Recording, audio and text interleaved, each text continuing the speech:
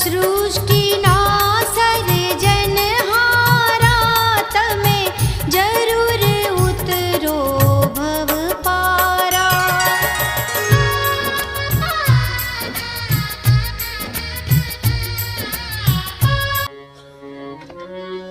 સતગુરુ ચરણ શરણ લહે લાગી, પાંચ પચીસ પ્રકૃતિને ત્યાગી, આશા તૃષ્ણા દો વિકટ વિરાવી,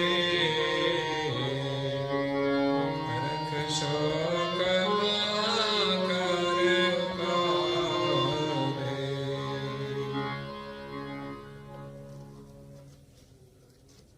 પ્રાય ભક્તજનો, જ્ઞાન સંપ્રદાયના અધ્યસ્થાપક, અનંત બ્રહ્માંડાધીશ, વિશ્વ નિયંતા, સકર્તા સત્કૈવલના પરમ વિશેષ અંશ, અનંત અંશોના તારણહાર, પરમ મોક્ષના દાતા, કૈવલ ધર્મ ધુરંધર, મહાન સમર્થ, પરમ શ્રેષ્ઠ, પરમ વિભૂતિવાન, પરમ દયાળુ, પરમ કૃપા નિધિ, સર્વજ્ઞ દિવ્ય પરમ ગુરુ શ્રીમદ કરુણા સાગર મહારાજ, વિશ્વભરના મનુષ્ય તનુધારી ચૈતન અંશોને સંબોધીને યથાર્થ જ્ઞાનનો ઉપદેશ આપતા સ્વરચિત રવેણી પદને વિશે ગુરુના ચરણનો મહિમા સમજાવતા કહે છે કે ગુરુ ચરણ શરણ લહે લાગી, 5-25 પ્રકૃતિને ત્યાગી. સંસારની અંદર બંધન આપણને પ્રકૃતિનું છે, માયાનું છે. એ પ્રકૃતિમાંથી છૂટવાનું ઘણું જ મુશ્કેલ છે. પ્રકૃતિ આનંદ પણ આપે છે અને આપણે એના બંધનમાં બંધાઈ પણ જઈએ છીએ. એટલે પ્રકૃતિના આનંદ કરવામાં આપણે સાવધાની રાખવાની હોય છે, પણ એ સાવધાની ન રાખવાને કારણે એ આનંદની અંદર આપણે કર્મ બંધનમાં બંધાઈ જઈએ છીએ, મોહ માયાની અંદર બંધાઈ જઈએ છીએ, આશા અને તૃષ્ણાઓની અંદર બંધાઈ જઈએ છીએ. પરિણામે સંસારમાં દુઃખી થવું પડે છે. નહીં તો સંસારમાં કોઈ દુઃખ છે નહીં, પરંતુ આપણે આ પ્રકૃતિનું સુખ ભોગવવામાં એની જે મર્યાદાઓ છે એને ભૂલી જઈએ છીએ. આ પ્રકૃતિ ભગવાનની બનાવેલી છે, જેને આપણે કુદરત કહીએ છીએ. અને કુદરતી, પ્રકૃતિ, પ્રાકૃતિક, કુદરતી આપણને બધું ગમે છે. તો એ બધું આપણે કુદરતના નિયમ અનુસાર એનું દર્શન કરવું જોઈએ. કુદરતના નિયમ અનુસાર આપણે જીવવું જોઈએ. પણ કંઈક આપણા સ્વાર્થને કારણે આપણે કુદરતના નિયમો છોડીને પ્રકૃતિનું સુખ લેવા માટે જઈએ છીએ. ત્યારે આપણે બંધનમાં બંધાઈએ છીએ અને દુઃખી પણ થઈએ છીએ. દુઃખી કેવી રીતે થઈએ? કે આ પ્રકૃતિના સુખની આપણે બહુ જ આશાઓ છે, અને એટલી બધી આશાઓ સ્વાર્થની છે કે આપણને એકલાને જ બધું સુખ મળી જાય.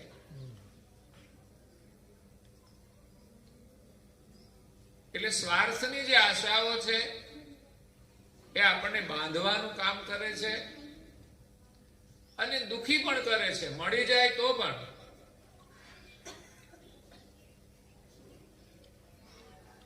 જેટલી જરૂરિયાત છે એ તો બરાબર છે, પણ એથી વધારાની જે આશાઓ છે સ્વાર્થની, એમાં આપણે વધારે દુઃખી થવું પડે છે. મળી જાય તો આપણે ખુશ થઈ જઈએ અને ના મળે તો દુઃખી થઈએ છીએ.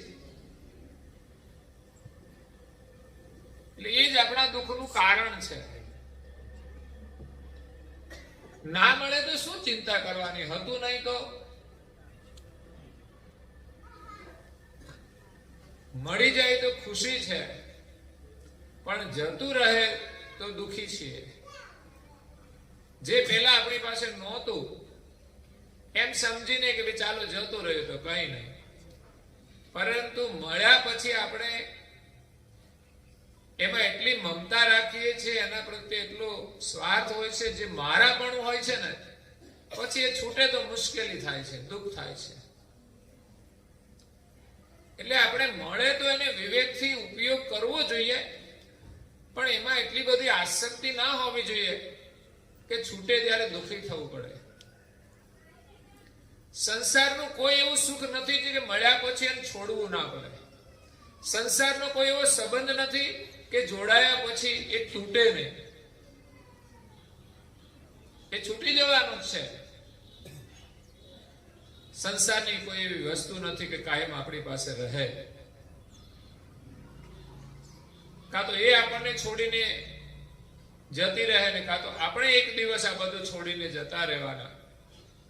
એટલે વિયોગ તો થવાનો જ છે, પણ જેટલો સમય માટે મળ્યું છે એમાં આપણી જે મમતા છે ને એ આપણને દુઃખી કરે છે, અને એમાં મારાપણાની ભાવના એ આપણને વધારે દુઃખી કરે છે. ખરેખર આપણું તો કઈ છે જ નહીં. આ શરીર ધારણ કર્યું છે ને એ પણ આપણું ના કહેવાય. આપણને મળેલું છે એટલે આપણને મળેલું બધું આપણું જ. આપણે સરકારી બસમાં બેસીએ છીએ તો કઈ થોડી આપણી થઈ જાય. આપણે બેસવાનું જ છે, ભાડું આપીને. એમાં શરીર મળ્યું છે ને, જ્યાં સુધી રહીએ ત્યાં સુધી ઉપયોગ કરવાનો, અને સારો ઉપયોગ કરવાનો. એમાં તમે સ્વતંત્ર છો, જેવો તમારે સારો ઉપયોગ કરવો એવું કરી શકો છો. કોઈની વસ્તુ માગીને લાવ્યા હોય ને પછી પૂરો ઉપયોગ કરી લેવાનો, એમ આપણે નથી ઉપયોગ કરી લેતા. તો શરીર મળ્યું છે તો ભગવાને આપણને છૂટ આપી છે, તમે સારામાં સારો ઉપયોગ કરી લો, પણ એ આપણે નથી કરી શકતા. એમાં આપણે આળસ કરી છે. સવારે મોડા સુધી ઊંઘીએ, શરીરને આરામ આપીએ, નવરાશ પડે તો પણ બેસી રહીએ. એટલે આપણું કશું છે નહીં, અને છતાંય આપણું માનીએ છે ને, એ સમસ્યાઓનું કારણ છે. એટલે આ પ્રકૃતિનું જે સુખ છે ને એ કાયમ નથી. આપણે એમની પાછળ દોડીએ છીએ ને એમને આપણે સત્ય માનીએ છીએ, એટલે દુઃખી થવું પડે છે. કારણ કે સંસારનું જે સુખ છે એ પરિવર્તનશીલ છે. પ્રકૃતિ પણ પરિવર્તનશીલ છે, આ શરીર પણ પરિવર્તનશીલ છે. એક દિવસ બાળક હતું, એમાંથી યુવાન થયું. બધાને એમ હોય કે આપણે યુવાન જ રહીએ, પણ પરિવર્તન થાય છે. માથાના વાળ ધોળા થવા માંડે, આપણને ગમતું નથી, અને એટલે તો હવે સિસ્ટમ આવી છે એટલે કાળા કરે કાં તો મહેંદી કરે. પણ એનાથી થોડા આપણે નાના થઈ જવાના છીએ. આપણી આશાઓ કેવી છે, કેવા સુખની પાછળ દોડીએ છીએ, કેવી બધી ભ્રાંતિઓ ભરેલી છે. અમુક વસ્તુ તો જેવી છે એવી એમને રહેવા દો. તમારે સારા દેખાવું હોય તો કઈ માત્ર શરીરથી સારા દેખાઈએ છીએ, માત્ર વાળથી સારા દેખાઈએ છીએ, માત્ર જુતિયાથી સારા દેખાઈએ છીએ, કે માત્ર કપડાથી સારા દેખાઈએ છે? ભગવાને આ શરીરની અંદર અમૂલ્ય ખજાનો આપ્યો છે વાણીનો. તમે સારી વાણી બોલીને પણ સારા બની શકો છો. સારા બનવા માટેનું ઉત્તમ સાધન જો કોઈ હોય ને તો વાણી છે. અને આનંદ કરવા માટે પણ આપણી વાણી જો મધુર હોય ને તો આપણને આનંદ આવે છે. બાકી કોઈ સાધનોથી આપણે વિશેષ ખુશ નહીં રહી શકીએ. જીવનમાં સારા કર્મ કરીએ તો આપણે સારા દેખાઈશું. માત્ર શરીરથી જ સારા નહીં બની શકીએ. ઠીક છે, આપણે સારા તૈયાર થઈને કપડા સારા પહેરીને સારો એક ફોટો પડાવી લ્યો ને એ ફોટા આમ જોયા કરો, આહા આપણે તો કેવા સરસ છીએ, અને એને પછી શેર કરે ઘરો ઘરમાં.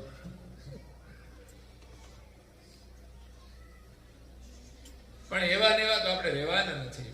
એ તો એક શરીર હતું, આપણે તો છીએ નહીં. છતાં પણ શરીરમાં કેટલી મમતા છે.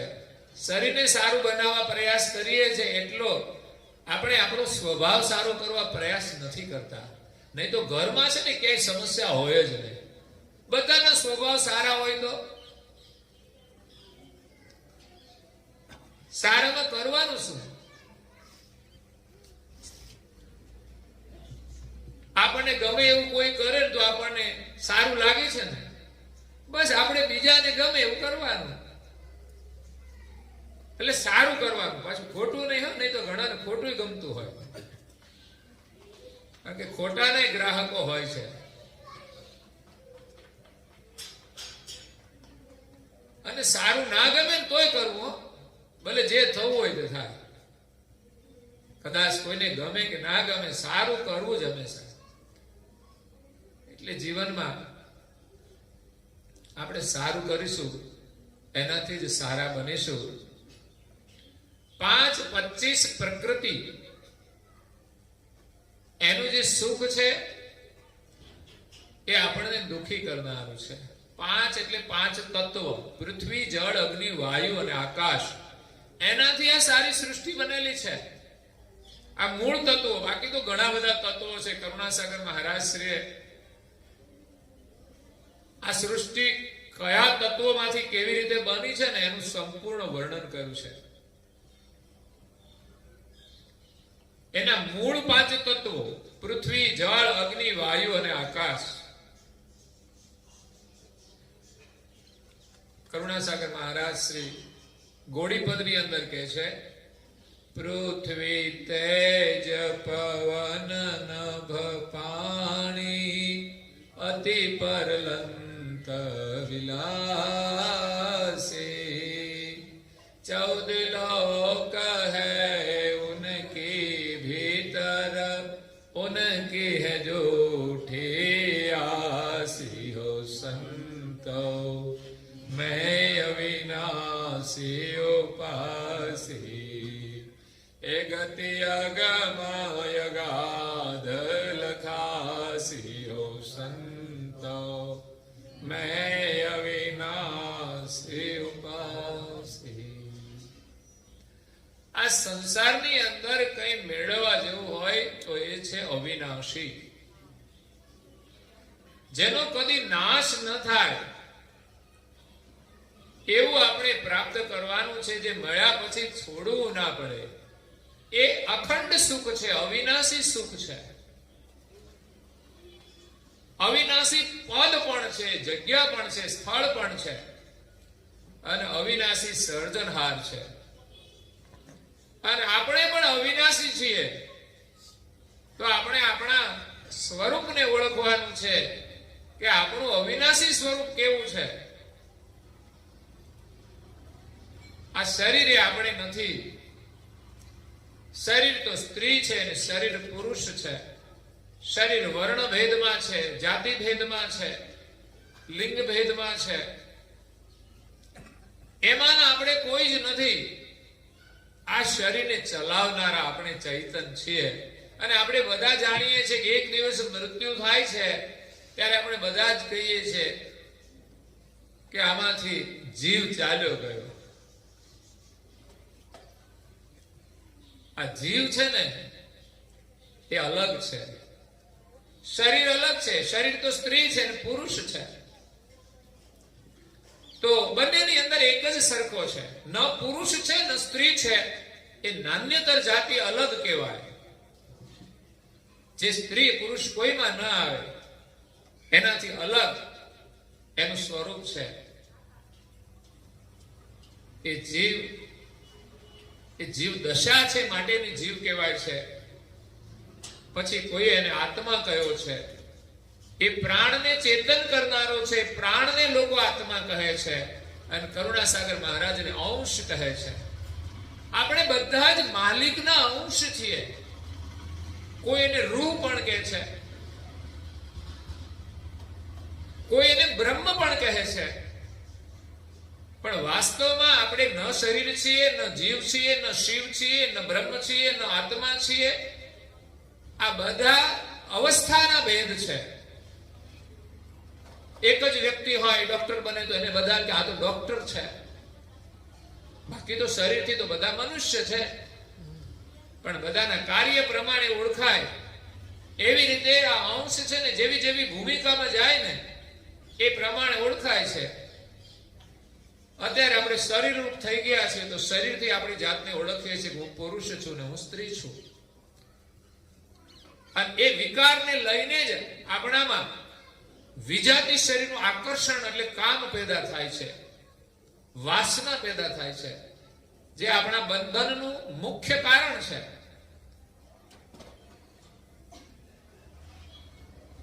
કામમાંથી ક્રોધ પેદા થાય છે, કામનાઓમાંથી લોભ પેદા થાય છે. કામના જ ન હોય તો લોભ ક્યાં જોઈએ? કારણ કે ઈચ્છાઓ છે તો લોભ છે,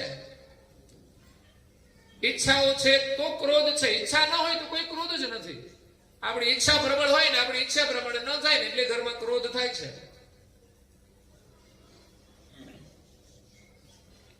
મોહ છે આ બધો.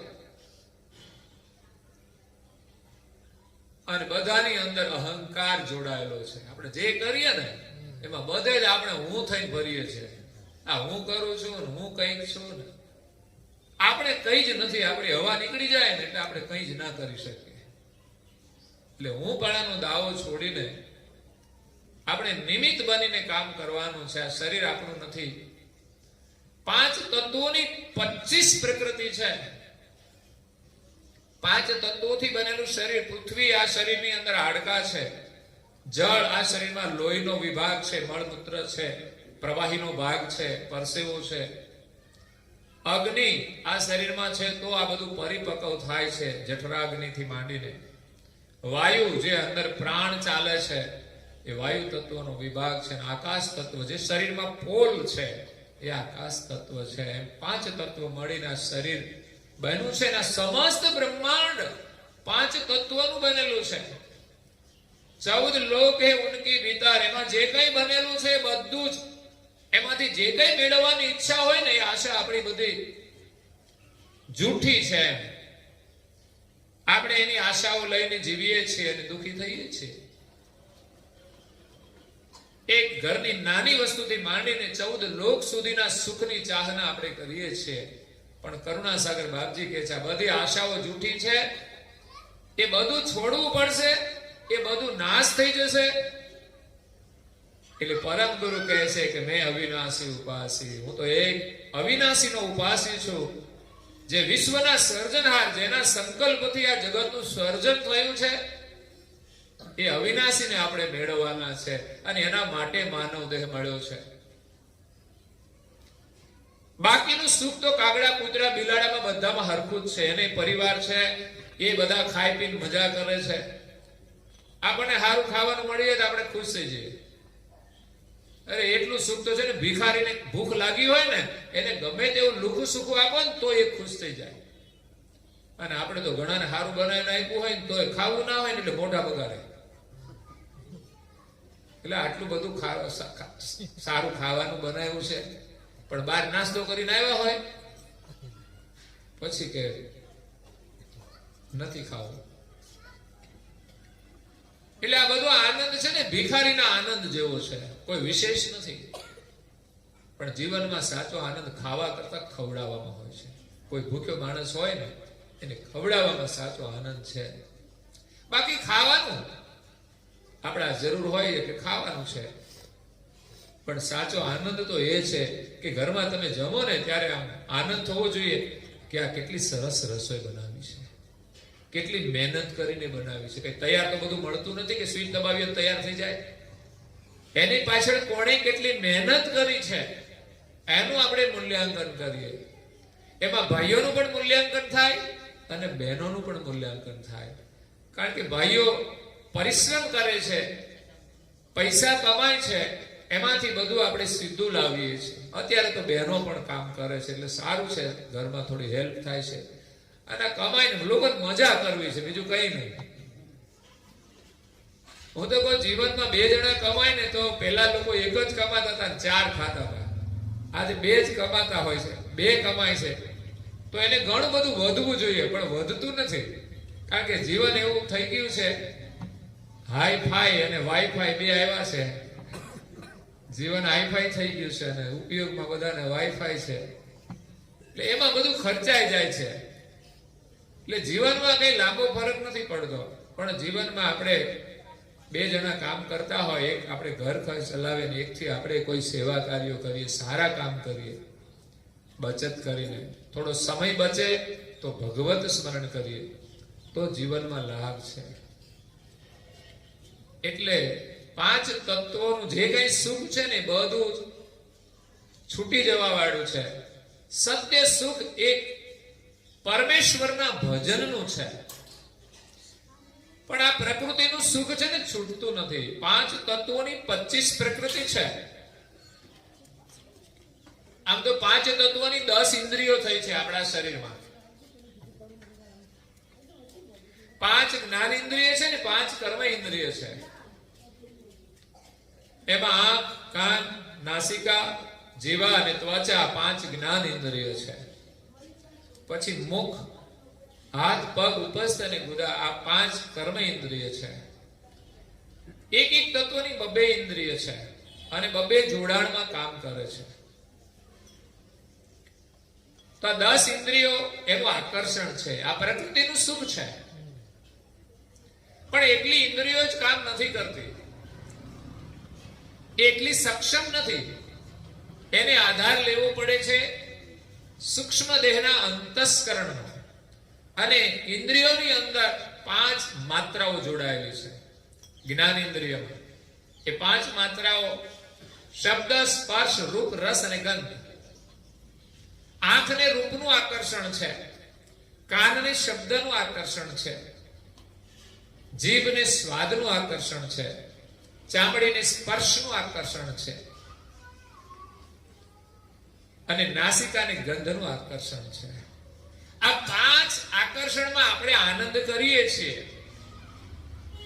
ભગવાને બધા સ્વાદ મૂક્યા છે, પણ એ સ્વાદ લેવાની અંદર આપણે આપણું કર્તવ્ય ભૂલી જઈએ છીએ, આપણા સંબંધો ભૂલી જઈએ છીએ, આપણે માલિકને ભૂલી જઈએ છીએ. આ મોટી સમસ્યા છે. નહીં તો સરસ મજાના સ્વાદ મૂક્યા છે તો આપણે બધા આનંદથી રહીએ, પ્રેમથી રહીએ, પણ એટલા બધા આસક્ત બની જઈએ છીએ તો ઘરમાં ઝઘડા કરીએ છીએ. બીજું કોઈ કારણ નથી.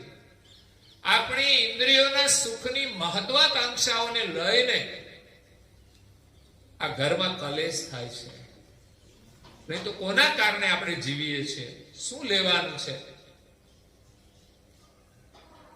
તો 5 પ્રકારની જે માત્રાઓ છે ઇન્દ્રિયોમાં, એના આકર્ષણમાં આપણે બંધાયેલા છીએ. તો 10 ઇન્દ્રિયો, 5 માત્રા અને 4 અંતસ્કરણ, મન, બુદ્ધિ, અહંકાર અને ચિત્ત. આ 4ના વગર કોઈ ક્રિયા થાય નહીં. એટલે 19 થયા. 19ના ઉપર 3 ગુણ અને 3 ગણ છે, એટલે 6 એ થયા. રજોગુણ, તમોગુણ, સત્વગુણ, અહંકાર ગણ, અચંદ ગણ અને પ્રકાશ ગણ. આ 6ની ક્રિયા થતી હોય છે. આપણે કોઈ પણ ક્રિયા કરીએ એમાં 6 ગુણ અને ગણ વિના કોઈ ક્રિયા થતી નથી. રજોગુણ આપણને દરેકની અંદર મોહ જગાડે છે. તમોગુણ આપણામાં ક્રોધ જગાડે છે. સત્વગુણ આપણને શાંતિ આપે છે. અહંકાર ગણ જો ન હોય તો આપણે કોઈ કાર્ય કરી ના શકીએ. અંતર આપણામાં અહમ્ય હોય, મારે કરવું છે એ ભાવ, એ અહંકાર ગણ છે. સ્વકાશ ગણ, ક્યારેક આપણે એકદમ કોઈ પ્રવૃત્તિ વગર નિવૃત્તિમાં બેઠા હોઈએ એવી અવસ્થાઓ આપણામાં આવતી હોય છે. એનો પણ એક આનંદ હોય છે. અચંત ગણ, કંઈક આપણે ભૂલી જઈએ છીએ કામ કરતા કરતા, તો આ બધા તત્વો કામ કરતા હોય છે, એના પ્રભાવમાં આપણે આનંદ કરીએ છીએ. તો 19 ને 25 થયા, અને એના માથે પ્રકૃતિ, એનો જ આ પરિવાર 25 નો છે. પ્રકૃતિનો પરિવાર એ જ 25 પ્રકૃતિ કહેવાય છે. એક જ પ્રકૃતિ એના 25 અલગ અલગ તત્વો કામ કરે છે, અને એના પ્રભાવમાં આપણે જીવીએ છીએ, અને આપણે પોતાને ભૂલી જઈએ છીએ. ઘરની અંદર કોઈ વ્યક્તિ એટલો બધો સુખી થઈ જાય કે એ મોટો થાય, એમના લગ્ન થાય, પછી એમને પરિવાર થાય, એમને પછી બિઝનેસ, એમાં રિલેશનો વધવા માંડે, એટલે બધા પરિવારમાં એટલો બધો ખોવાઈ જાય ને કે મા બાપને ભૂલી જાય. એટલે મતલબ એ પોતાને પણ ભૂલી જાય છે. હું આ મા બાપનો સંતાન છું, મારી શું ફરજ છે. એટલે માણસે પોતાને પણ ભૂલી ગયો કહેવાય, અને પોતાના માતા પિતાને પણ ભૂલી ગયો કહેવાય. એમ આપણે માલિકને ભૂલ્યા છીએ અને પોતાને પણ ભૂલ્યા છે. પોતે કામ તો કરે છે, પણ એ પોતાને ભૂલીને કામ કરે છે. નશામાં, જેને કહેવાય. આજે લોકો બહુ નશામાં મસ્ત બની જાય છે ને. આમ તો મને લોકો એમ કે તમારે બહુ વ્યસન ઉપર ના બોલવું. ખબર નહીં કેમ ના પાડે છે. બહુ સારી વસ્તુ છે. એટલે દેખાય આપણને વધારે રોજ યાદ દુઃખી થતા, અને કેવા જેવું એ જ હોય છે. એટલે કે તમે ભગવાનની વાતો કરો, નશાનું કઈ ના કહેતા, વ્યસનનું ના કહેતા. મને ક્યાં વાંધો છે, પછી મારે ખબર કાઢવા જવાનું નહીં ને. આનાથી કોઈ તકલીફ થાય તો ખબર નહીં કાઢવાની, કેમ કે આપણે એની વાત જ નહીં કરવાની. તો એટલે આજે લોકો આ પ્રકૃતિના નશામાં, પણ આજે ભયંકર નશાઓ આવ્યા છે ને, એ જીવનને બરબાદ કરી દે છે, પરિવારને બરબાદ કરી દે છે, આખા સમાજને બરબાદ કરવાનું કામ કરે છે. એટલું બધું દૂષણ વધ્યું છે ને. એક સામાજિક પ્રસંગોમાં પણ માણસે એને જોડી દીધું છે. વિચાર કરો.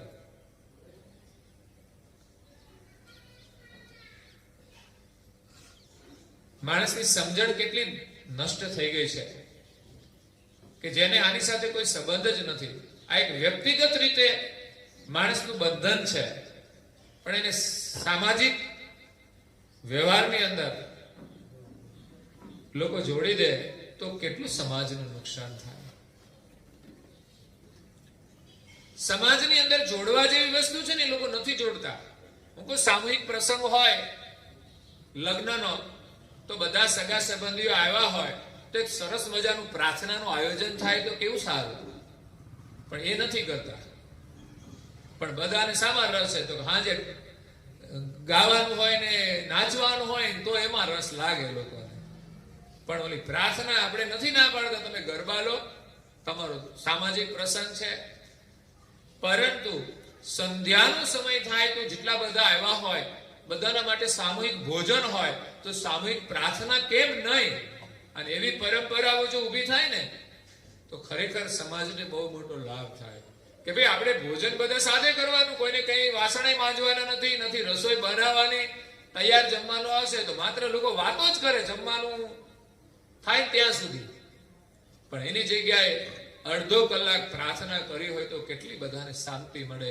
જેના લગ્ન થતા હોય એને કેવા આશીર્વાદ મળે, અને જે કોઈ આવે એને પણ આશીર્વાદ મળે.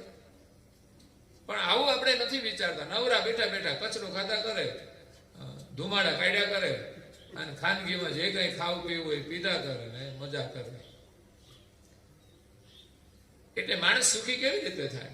આ પ્રકૃતિના સુખમાં એવું બંધાઈ ગયું છે ને, આશા અને તૃષ્ણા દો વિકટ વિરોધી.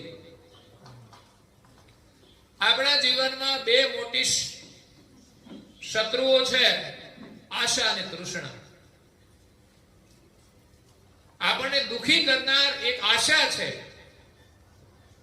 જરૂરિયાત વસ્તુ અલગ છે, અને માણસની આશા છે ને એનો કોઈ અંત નથી. આશાઓનો કોઈ અંત નથી. એટલે મહાપુરુષો કહે છે તમે મિથ્યા આશા અને તૃષ્ણાને છોડો. બીજાનું જોઈને આપણે એની પાછળ દોડીએ છીએ. આપણું જે જીવન છે, આપણે જે મળ્યું છે આપણા પ્રારબ્ધ પ્રમાણે, અને આપણે સારી રીતે જીવીએ. આપણે તો એમ ધન્યવાદ આપીએ કે આપણને જરૂર કરતા પણ ભગવાને વધારે આપ્યું છે. પણ આપણે તો બીજાનું વધારે જોઈએ ને આપણું ઓછું લાગે છે, એટલે આપણે પછી દુખી થઈએ છીએ. એક બેનના લગ્ન થયા 5 વર્ષ થયા, હવે કે મારે છૂટાછેડા જોઈએ છે. કારણ તો કે કઈ નહીં, હવે ઘરમાં ગમતું નહીં. આ બધી માયા જાકમ જોડ જોઈ ને લોકો આવું ધંધો કરે. બોલો કેવી રીતે સુખી થાય? 5 વર્ષ જેની સાથે દાંપત્ય જીવન જીવ્યા હોય અને પછી બીજી જગ્યાએ જવાનું એ કેટલું ઉચિત? કોઈ સહી કારણ નહીં. પછી એમ કે સાસુ ટક ટક કરે છે, હાલો સાસુમાં અલગ રહેશે, તમે એકલા રહેશો તોય નહીં. કારણ કઈક આવા છે કે બધી સંસારની જે બધી આશાઓ છે ને, બીજાનું જોઈને એને એમ લાગે છે કે મને કંઈક બીજું કંઈક કરું તો સારું મળી જાય. એટલે સેકન્ડ ક્લાસમાં માર્કેટ ડાઉન હોય, ખબર નથી પડતી. નવી ગાડી આવે ને એની માર્કેટ હોય છે, અને સેકન્ડ ક્લાસમાં તમે ગાડી લેવા જાઓ તો માર્કેટ ડાઉન જ હોય. તમે નવી લઈને આવ્યા પછી તમે 2 અઠવાડિયા વેચો ને તો એ માર્કેટ ડાઉન થઈ જાય. એ તો આ એક ગાડીની વાત છે, બાકી સમાજમાં આ સ્થિતિ છે ને. પણ એ ભ્રાંતિઓમાં માણસ જીવે છે ને તો આગળ જતા એ પોતે દુખી થાય છે. કેવી મેન્ટાલિટી કહેવાય, માનસિકતા લોકોની, દેખાદેખી બધું કરે છે. એટલે મહાપુરુષો કહે છે આશા અને તૃષ્ણા છે ને આપણને દુખી કરનાર છે. પણ ક્યારે છૂટે આ 5 તત્વોની 25 પ્રકૃતિ? ગુરુ ચરણ ચરણ લેહ લાગી. જેને ગુરુના ચરણમાં અને શરણમાં લેહ લાગી જાય ને એની આશા અને તૃષ્ણા છૂટી જાય. મીરાબાઈને સંતોના સંગથી ભક્તિ પ્રાપ્ત થઈ. સંતોની પૂજાથી એમને શ્રી કૃષ્ણની મૂર્તિ મળી. અને વિચાર તો કરો એ મૂર્તિમાં એની કેવી ભાવના હતી. એના લગ્ન થયા તો શરીરના લગ્ન તો જે શરીરના પતિ હતા એની સાથે થયા, પણ એ પોતે તો પોતાના આત્મા માની અને પોતાના લગ્ન તો એમણે શ્રી કૃષ્ણ સાથે કર્યા. એને ફેરામાં સાથે રાખ્યા અને સાથે લઈ ગયા.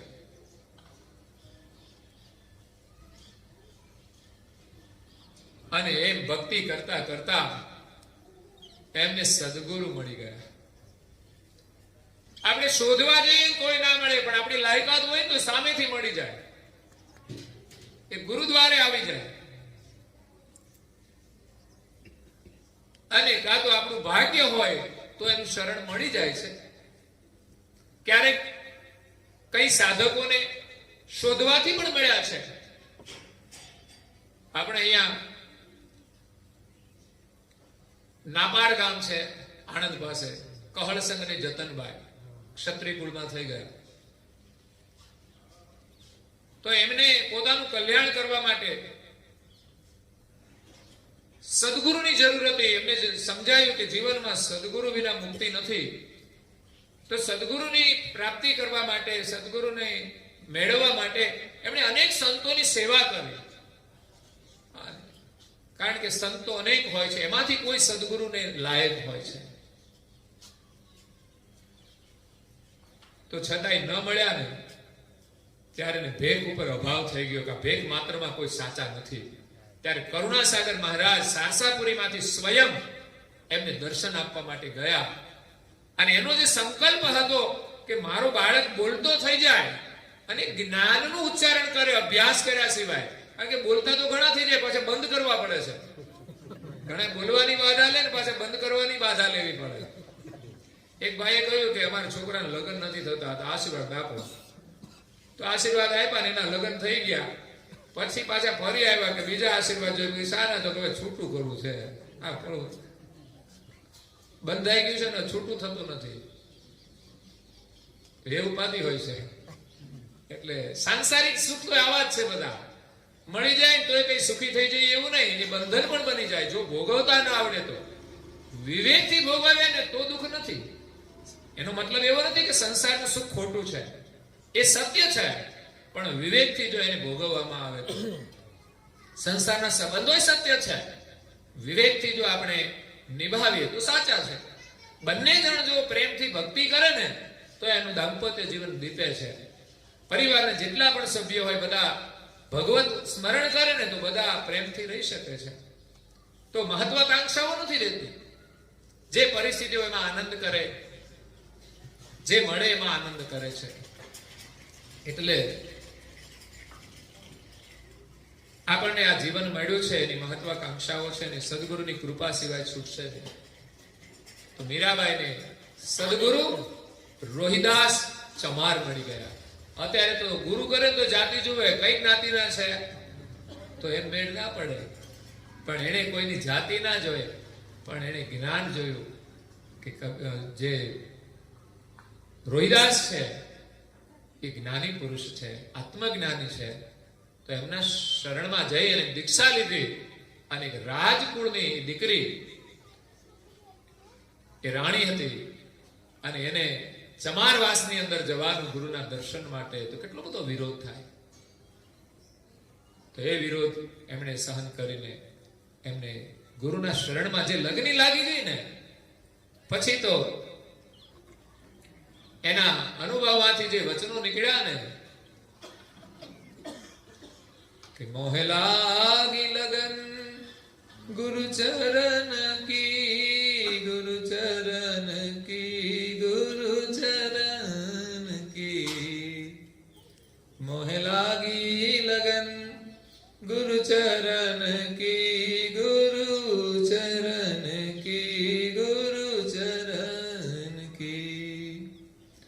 चरण बिना मुझे कछु न भाए, जग माया सब सपन की. मोह लागी लगन गुरु चरण की, गुरु चरण की. ગુરુ ચરણ ની જયારે લગ્ની લાગે ને ત્યારે એના ચરણ સિવાય એને કશું ગમે જ નહીં. એના ચરણમાં રહેવું જ ગમે, એના ગુણગાન ગમે, એના દર્શન ગમે. મીરા રાજમહેલમાં રહેતી હતી પણ રાજના સુખને એને ભૂલી ગઈ હતી. હતું તો ખરું, એ રહેતી પણ હતી પણ એ રાજના સુખને ભૂલી ગઈ. કારણ કે શ્રી કૃષ્ણના સાનિધ્યનું એને જે સુખ મળતું હતું એના આગળ તો આ વૈભવનું સુખ તુચ્છ હતું. એમ ગુરુ શરણનું સુખ એકવાર આપણે મેળવીએ ને પછી એમ થાય ગાડી બંગલો કશું યાદ જ ના આવે. એ તો એક રહેવાનું મકાન છે, જેવું હોય તેવું. આપણે તો રહેવાનું જ છે ને. લોકો ઝૂંપડામાં રહેતા હોય, આપણે સારું મકાન હોય તો પણ આપણે શાંતિથી રહી ના શકીએ. એમાં આપણે રહેવાનું છે, એમાં ખાવાનું છે, એમાં ઊંઘી જવાનું છે. તો જરૂરિયાત તો આપણી બધાની એક એક રૂમની છે, પણ છતાંય આપણને શાંતિ મળતી નથી.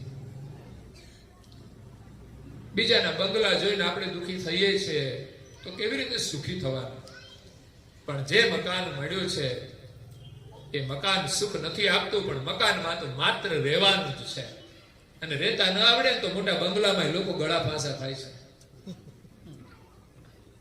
એમાંય આત્મહત્યાઓ કરે છે, એમાંય સમસ્યાઓ છે. ટૂંકમાં એવું નથી કે બંગલામાં બધી જ ફેસિલિટી હોય છે તો સુખ જ છે. હા, વ્યવસ્થા છે ખરી, પણ એ સુખ નથી. મોટા ભાગની વ્યવસ્થા તો દુનિયાને દેખાડવાની હોય છે. અને માણસો છે ને મોટું ઘર હોય ને બધું લાવ્યા જ કરે બજારમાંથી. પૈસા હોય ને એટલે કશું લેવા ના હોય ને સારું જોવે ને તો લઈ આવે, થોડા દિવસ વાપરે ને પછી મૂકે ખૂણામાં. એમ કરીને એક તો રૂમ આખો ભરી દે, કાં તો ગમે ત્યાં વસ્તુ પડી હોય એ બધી વર્ષમાં એકવાર માંથી ફેરવવાની પાછી. મજૂરી કરવાની, સાફ સુફ કરવાનું. એ કોઈને આપે નહીં પાછા, કે હાલો હવે નથી વાપરવી તો કોઈને આપી દો, ચાલો. ઘણું બધું ભગવાન આપ્યું, પણ એ જીવ ના ચાલે. માણસ કેટલો દુઃખી થાય. હવે છેલ્લા દાડે જાય ત્યારે એમાંની કોઈ વસ્તુ સાથે ના આવે તો કેટલો દુઃખી થાય. આ જ માયા છે. પણ ગુરુના ચરણની જેને લગની લાગી જાય ને, એને આ જગતની માયા છે ને બધી સપના જેવી દેખાય છે. ઠીક છે, આ બધું સપનું છે, હાલું જાય છે, બીજું હું. સાચું સુખ તો જાગ્રત નું છે, સાચું સુખ તો ગુરુના ચરણનું છે. એટલે મીરાબાઈને એના ચરણની લગની લાગી ગઈ અને કહી દીધું, મોહે લાગી લગન ગુરુ ચરણ કી, ગુરુ ચરણ કી, ગુરુ ચરણ કી. ભવ સાગર સબ સુખ ગયા હૈ, ફિકર નહીં મોહે તરનન કી. મોહે લાગી લગન ગુરુ ચરણ કી, ગુરુ ચરણ કી. ભવ સાગર સબ સુખ ગયા. હવે સાગર આપણે તરવાનો છે, બરાબર, પણ હવે સાગર સુકાઈ જાય તો હવે પછી તરવાની કોઈ ફિકર રહે ખરી? ક્યાં ડૂબવાનું છે? એને આ મોહ માયાનું સાગર સુકાઈ ગયો, હવે એને તરવાની કોઈ ચિંતા જ નથી. આ તો આપણે જ બધા ડૂબીએ છીએ મોહ માયાની અંદર. મોહ માયા રૂપી તો સાગર છે અને એને આપણે તરવાનો છે. સંસારનું પાણી કેવું છે, ખારું છે, એ પીને આપણે આનંદ માનીએ છીએ. વાસ્તવિક એમાં સુખ છે નહીં. છે પણ અલ્પ સુખ છે, પણ એમાં દુઃખ વધારે છે. આશા અને તૃષ્ણા, મળે તો સુખ, ન મળે તો દુઃખ. અને મળેલું બધું છૂટવાનું એ પણ નક્કી જ છે. હવે માથાના વાળ ધોળા થઈ જાય, કાળા કરે એટલી ચિંતા કરતા હોય, કેવી રીતે સુખી થાય? વિચાર કરો. અઘરું કામ છે બધું. પણ આ ક્યારે બધું બને ખબર છે? ગુરુના ચરણની લગની લાગી જાય ને, અને એમાં સાચી પ્રીતિ થઈ જાય એમના વચનોમાં, અને એના જ ગુણગાન ગાય. મીરા તો એના ગુણગાન ગાવામાં એટલા બધા મસ્ત હતા ને,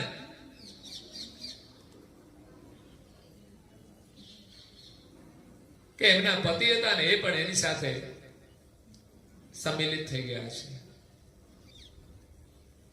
અને દિલ્હીનો જે બાદશાહ હતો ને અકબર, એ પણ એના ગુણગાનથી, એના ગીતથી એ ખુશ થઈ જાય છે અને એને એક સુવર્ણનો હાર આપી દે છે. પણ દુનિયા અલગ દ્રષ્ટિથી જોવે છે કે જો આ અકબરને છે ને મીરાબાઈ સાથે કોઈ સંબંધ છે. અરે એને એના ઘરવાળા એને સંબંધ ના હોય, એમાં અકબરને એને શું લેવા દેવા છે? એના ઘરમાં સમૃદ્ધિ છે. એ તો સંસારના નશ્વર ખજાનાને તો એમણે રાખ સમજીને છોડી દીધો છે. એને ખબર છે આ બધું ખાપ થઈ જવાનું છે. એને પોતાના શરીરનું મહત્વ નથી. નહીં તો આ શરીર છે ને એ માયા છે બહુ મોટી. બસ શરીરની માયા છૂટી જાય તો આ સંસારની માયા છૂટી જાય. પણ આપણે વળગેલી છે ને આપણી જ માયા છે. જે શરીર ધારણ કર્યું છે ને એ જ માયાનું પૂતળાની અંદર આપણે બંધાયા છીએ. પરંતુ ગુરુ ચરણની જો લગની લાગી જાય તો મીરાબાઈ કહે છે,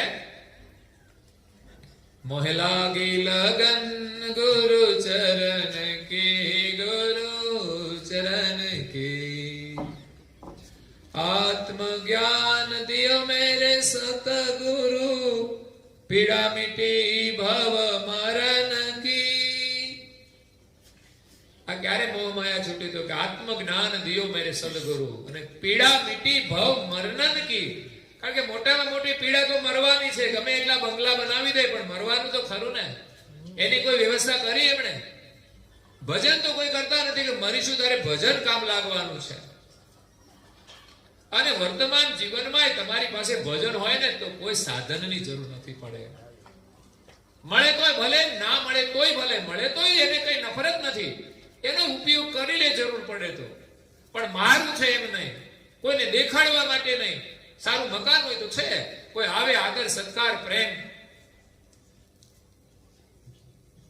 તો એ રીતે આપણે સારા મકાનની અંદર સારા કાર્યો થાય, ભજન થાય, સત્સંગ થાય, સારી જગ્યા હોય તો કઈ સારો ઉપયોગ થાય. તમે જુઓ તો રતન ટાટા કોઈ પરિવાર નહોતો, કેટલા બધા રૂપિયા વાળા હતા, પણ તોય મેરેજ ના થયા. બોલો, મેળ ના પડ્યો. તમે વિચાર કરો, એમાં ઘણા પછી સામાન્ય લોકો રહી જાય, હું દુઃખ વ્યક્ત કરવાનું. જો રતન ટાટા જેવા એટલા પૈસા વાળાને જો લગ્નનો સેટ ના થયો હોય તો આપણે તો સામાન્ય લોકો છે એ દુઃખી થતા હોય છે કે અમારું કઈ ઠેકાણું પડતું નથી. ચિંતા જ નહીં કરવાની, એને ચિંતા ના કરી, નહીં તો ભાઈ લાઈન ના લાગે આટલા બધા રૂપિયા હોય. પણ ના, એને યોગ ના થયો તો ના કર્યા, એવું કોઈ આકર્ષણ નતું. યોગ થાય તો કર, એવું નતું કે નતા કરવા. પણ વિચાર કરો, પ્રારબ્ધ કેવું.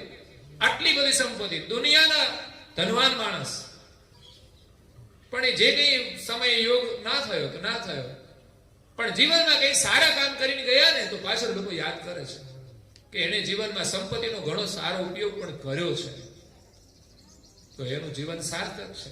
બાકી તો પાછળ વાળા જેના ભાગમાં છે વાપરશે તૈયાર. તો અહીંયા જીવનની સાચી સંપત્તિ છે ને જ્ઞાન છે.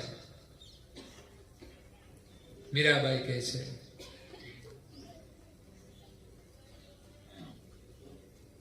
પીડા મીટી ભવ મરનન કી. મરવાની પીડા હતી ને મારી મટી ગઈ, હવે મારે મરવું નહીં પડે. मीरा के प्रभु गिरिधर नागर आश बंधे गुरु चरण के मोह लागे लगन गुरु चरण के गुरु चरण के. એક જ આશા છે એમનામાં, ગુરુના ચરણની. બસ એક જ આશામાં એ બંધાય છે, અને બંધાવા જેવી એક જ આશા છે, બસ ગુરુ ચરણની. કારણ કે પરમેશ્વર પામવાનું માધ્યમ છે ને એ ગુરુ છે. ગુરુ સિવાય વિશ્વમાં પરમેશ્વરને કોઈ મળી શકવાનું નથી. કોઈને એમ હોય કે અમે તો ભગવાનને જાણી લીધા છે, તો તમે એનું નામ જાણી લો ને તો એ ભગવાન નહીં મળી શકે. કારણ કે જેને મળ્યા છે ને એ જ આપણા ગુરુ બને ને ત્યારે આપણને ભગવાન મળશે, અને એ કે એમ આપણે કરીએ ને ત્યારે ભગવાન મળશે. બાકી તો આપણે રાહ ઉપર ચાલ્યા જવાનું છે. જે આપણને માર્ગ મળ્યો છે સારું છે, જે કંઈ કરીએ તો એ આપણે એના તરફ જઈએ છીએ, પણ એનું જે આવરણ છે ને એ તો સદગુરુની કૃપા વિના મળતું નથી. કારણ કે જીવ એકલો એકલો ભક્તિ કરે ને તો એને અહંકાર જરા તો આવી જ જાય છે. ત્યારે સદગુરુ મળે ને તો એના ચરણમાં એ બધું અર્પણ કરી દે છે, તો ત્યાં અહંકાર પણ અર્પણ કરી દે છે. એટલે ગુરુ કૃપાથી એ આ જગતમાં છૂટી જાય છે. તો અહીંયા પરમ ગુરુ કહે છે, આશા તૃષ્ણા બે વિકટ વિરોધી. આપણી બે દુશ્મન આ જીવનમાં દુઃખ આપનારી એ આશા અને તૃષ્ણા છે. એટલે મહાપુરુષો કહે છે, છોડો આશા તૃષ્ણાને. શંકરાચાર્ય કહે છે, અંગમ પલિતમ પલિતમ મુંડમ દશનમ વિહિતમ વિહીનમ જાતમ તુંડમ વૃદ્ધો યાતિ ગૃહિત્વા દંડમ તદપિન મુચ્યતિ આશા પિંડમ. આશા છે છૂટતી નથી. અમારા મહારાજ પૂછો અમને, એ મહારાજ અમારે કથા કરતા હતા, બધું અભ્યાસ છે. અંગમ પલિતમ અંગમ ગલિતમ. અંગ આપણું ગળી જાય ને, જીર્ણ થઈ જાય, વૃદ્ધાવસ્થા આવી જાય ને તો આશાઓ નથી છૂટતી. પલિતમ મુંડમ, માથા પરથી વાળ ખરી જાય, ધોળા થાય એની ચિંતા કરીને કાળા તો કરે છે, પણ ખરી જાય ને એમાંય ફરી ઉગાડવાની મહેનત તો કરે જ છે લોકો. અને ઘણા લોકો એના ઉપચાર બતાવે ને, આ લગાડો ને તો વાળ ઉગશે, એટલે બધા તમારી ચોપડવા જ માંડે. એને તેનો ધંધો હોય એટલે કરે બધું. દશનમ વિહીનમ, દાંત આપણા મુખમાંથી જતા રહે તોય હારું હારું ખાવાની ઈચ્છા જતી. જાતમ તુંડમ વૃદ્ધો યાતિ ગૃહિત્વા દંડમ. વૃદ્ધ થઈ જાય એટલે શું આવે હાથમાં? લાકડી આવે, પણ તોય માયા છૂટતી નથી. તદપિન મુચ્યતિ આશા પિંડમ. તોય આ આશાનો પિંડ છે ને એ છૂટતો નથી. આ જે પિંડ છે ને સંપૂર્ણ નકામો થઈ જાય, ના દેખાય ના સંભળાય, પણ તોય કાનમાં સંભળાય નહીં, તોય કોઈ વાતો કરે ને તો એને આમ નજર જોઈને એને એમ થાય કે મારી જ વાતો કરે છે, અને અકળાય. શરીર ચાલતું ના હોય ને તોય વાતો કરવા ક્યાંક બેસી જાય, આજુબાજુમાં પડોશમાં દાંત ન ચાલતા હોય તો ખાવાની ઈચ્છા બધી છૂટે નહીં. એટલે આશા જ મનુષ્યને જન્મ જન્માંતર સુધી ભટકાવતી રહે છે. જેટલી આશાઓમાં બંધાઈએ છે ને એટલા જન્મ લેવાના નક્કી છે તમારે. વિચાર કરો, રણમાં છે ને પાણી વગરનું જે મૃગ છે ને એ તરફડીને મરી જાય ને એ એટલું દુઃખી નથી થતું જેટલા માણસ આશાથી દુઃખી થાય છે. ઈચ્છાઓ પૂરી ના થાય તો માણસ કેટલું દુઃખી થાય. પેલું તો માણસ પાણી ન મળે થોડી વાર તરફડે ને મરી જાય, આટલું જ દુઃખી થાય. પણ આશા વાળો માણસ છે ને એની આશાઓ પૂરી ના થાય, જેની તૃષ્ણાઓ પૂરી ના થાય.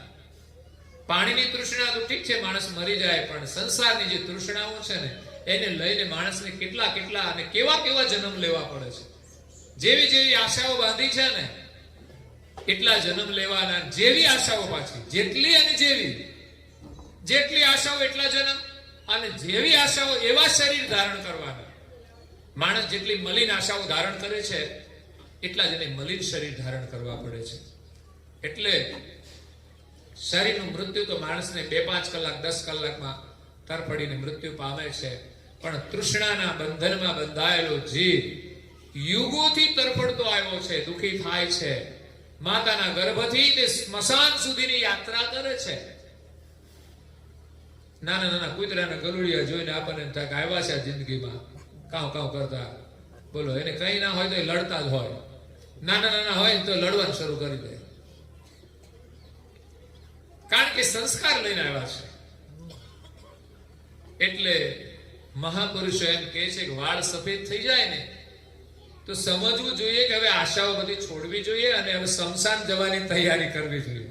કારણ કે હવે શમશાનમાં જવાનું છે તો હવે આપણે જે કઈ સમય મળ્યો છે એના માટે એ તૈયારી કરવી જોઈએ. દાંત પડી જાય તો સમજી લેવું જોઈએ કે હવે આ સંસારના ભોગ છે ને બધા આપણા માટે નથી. જે પરિસ્થિતિ હોય ને એમાં મોહ છોડવો જોઈએ અને ભગવાન તરફ વળવું જોઈએ. પણ ઘણી વાર ઉંમર થઈ ગયા પછી લોકો ભગવાનનું નામ નથી લેતા અને માયાનો મોહ છોડતા નથી. ઘરમાં લોકોને હેરાન કરતા હોય છે. પછી લોકો જુદા કાઢે ને એટલે પછી એમ કે આ છે ને છોકરા આવા છે તેવા છે. પણ ક્યારેક એમની પણ મુશ્કેલી હોય છે. ભગવાનનું ભજન કરે ને તો કઈ તકલીફ નહીં, અને એમાં કઈ તકલીફ થાય તો ચિંતા કરવી નહીં. એટલે જીવનમાં શરીરની અંદર જે કઈ ચિઠ્ઠીઓ આવે છે ને કાળની, એનાથી આપણે સમજતું જવું જોઈએ. આ સંસારનો મોહ છોડતો જવો જોઈએ. લાકડી જયારે પકડવાની થાય ત્યારે સમજી લેવું જોઈએ કે હવે આ શરીરને છે ને આ જ લાકડાથી બાળી દેવાના છે. એટલે હવે આ શરીરનો મોહ છોડી દેવાનો. પણ ઉંમર થાય તો મોહ ના છોડવો. વાળ ધોળા થયા હોય તો ઉંમર થઈ હોય ને પછી પણ આપણને એમ હોય કે કાળા થાય તો સારું લાગે એમ. હવે ક્યાં ફરી લગ્ન કરવાના છે કાળા કરીને? તો પછી માણસ છે ને આશા અને તૃષ્ણાને લઈને કેટલા જન્મો લીધા છે ને એની કોઈ ગણતરી નથી થઈ શકે તેમ. કદાચ આપણે રેતીના કણ ગણવા હોય ને તો ગણી નાખે હો વિજ્ઞાન વાળા. એવા સાધનો શોધે ને તો ગણી લે. પણ માણસના જન્મ કેટલા થયા છે ને આ જગતની રચના થઈ એની કોઈ ગણતરી થઈ શકે તેમ નથી. એટલે મહાપુરુષો એમ કહે છે, સદગુરુ એમ કહે છે કે જીવ તું સાવધાન થઈ જા અને આ સંસારની તુચ્છ વાસનાઓને તું છોડી દે. આપણે અભ્યાસ કરીને ધ્યાનમાં બેસીને તો ખબર પડશે કે કેટલી આ વાસનાઓ તુચ્છ છે, સામાન્ય, જેની પાછળ આપણે દોડી રહ્યા છીએ. અને ભગવાનનું ભજન કરીએ ને તો બિલકુલ શાંતિ છે, કઈ જરૂરિયાત જ નથી એવું લાગે. જરૂરિયાત કેટલી આપણી? તો કે 5 જોડી કપડાની, હાલો. પણ 10 હોય ને તોય શાંતિ ના હોય, બીજી નવી કપડાની જોડો લેવા જાય. 5 જોડી જુદિયા પડ્યા હોય તોય નવા લેવા જાય. પતિ પત્ની એકવાર સાથે જુતિયા લેવા ગયા. બેનને જુતિયા લેવાના હતા. કોઈ લગન હશે કે નવરાત્રી હોય ખબર નહીં. તો પેલો ભાઈ તો છે ને નવા જમાનાની ફેશન ના હોય ને એવા કાઢી કાઢીને બતાવે. ખબર છે અત્યારના બહેનોને આજ ગમે એટલે એક વેતની એડી વાળા હતા ને એવા ચપ્પલ બતાવ્યા. પેલા ભાઈને કીધું આ આપો છો બેનને. કે આ મૂકી દે, પાછા મૂકી દે. કેમ? તો કે શું વાંધો છે?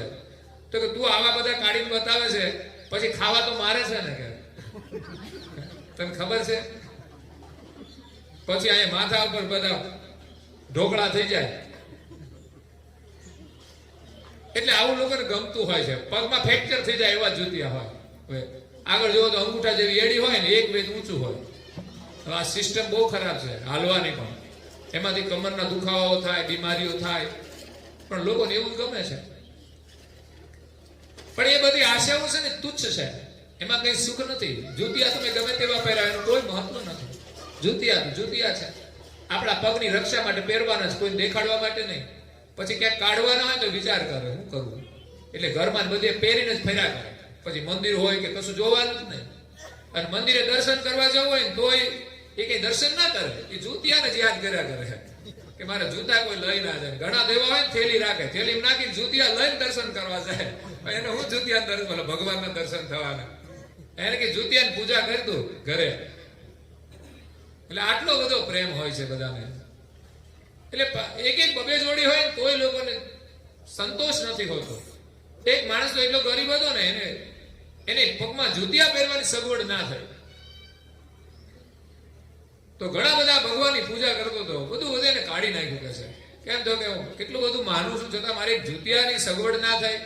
પછી હાલતો એક દિવસ જતો હતો તો રોડ ઉપર એક સોસાયટીમાં નીકળ્યો ત્યાંથી, તો એક માણસ ત્યાં બેઠો હતો વ્હીલચેરની અંદર. જોયું તો બંને પગ એના ઢીચણથી કપાયેલા હતા. ત્યારે એને યાદ આવ્યું કે ભગવાનને ધન્યવાદ આપે છે કે મારે તો ચપ્પલ નથી, પણ આ માણસને તો બિલકુલ બે પગ નથી. એના કરતા ભગવાનને સારું છે કે મને બે પગ તો સલામત આપ્યા છે, હું ચાલી શકું છું. તો એ રીતે માણસ વિચાર કરે તો આપણે સારું છે. અને જે પરિસ્થિતિ હોય ને એમાં રહેવાની શક્તિ, સહન શક્તિ ભગવાન બધાને જ આપે છે.